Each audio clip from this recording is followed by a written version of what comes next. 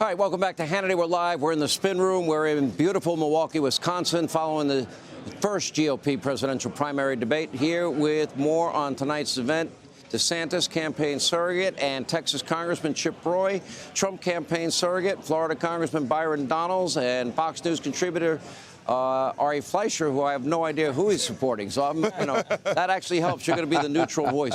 So you guys, the funny thing is, I know we're all best friends, and you guys agree on a lot of stuff. Yeah. But you're taking a different position in the primary. Yeah, I mean, I'm happy to be here with my good friend Byron. We can show to America. No. We'd rather have a brawl. No, well, we'll get there. We'll get there. Yeah. Like we can disagree on the primary and then still lock arms to go fight the establishment in Washington. We do it every day. Happy to do it. But look, I'm proud to endorse Ron DeSantis, and I think tonight he showed why he's the clear leader. I think he was the clear winner of the debate.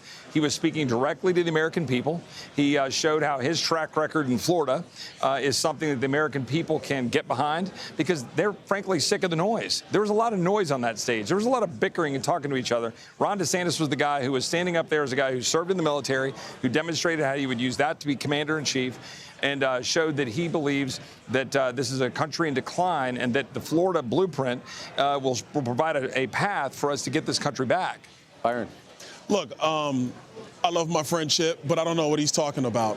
I thought that Governor DeSantis was fine, but fine was not good enough in this moment. He had to be dynamic. He had to take presence of the entire debate, all the bickering back and forth. And frankly, a lot of the candidates, some of them had really good points. The governor was good, but he wasn't dynamic. And he has to be dynamic because the elephant, the true elephant in the room is Donald Trump. He's massively ahead. And all the policies, Sean, that everybody's talking about, Donald Trump did it. He did it once. He could do it again. That is still the leader in this entire race. I mean, he's now going to be arraigned tomorrow. This is the fourth time. And I believe, our DOJ's been weaponized and politicized. All that's true. I mean, we have a president now. We have the Joe Biden bribery and money laundering scandal allegations that I believe the walls are closing in on the entire family enterprise. My question is, how much does that impact this race in your view? Look, I think in our primary process, what it's really doing is it is going to continue to galvanize support around Donald Trump. It defies all. Listen, I've been in this 34 years. Right. It defies all conventional, political.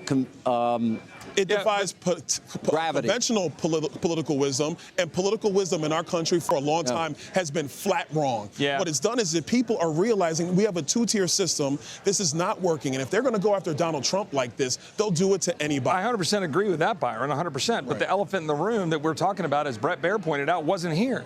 And the elephant in the room isn't going to be there at the Reagan Library, and the American people expect you to show up. Ron DeSantis shows up.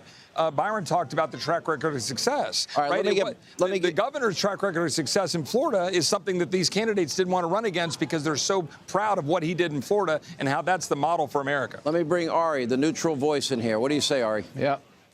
And I am neutral. My job here is to tell you what I see and just call it as I see it. And I thought Ron DeSantis had the strongest night of any of the candidates on stage.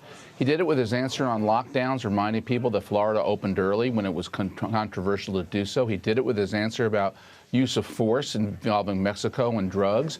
And he did it about focusing on the future instead of the past. So I thought DeSantis was real good. Second place to me was Vivek Ramaswamy. I mean, that guy he's a blunt force instrument.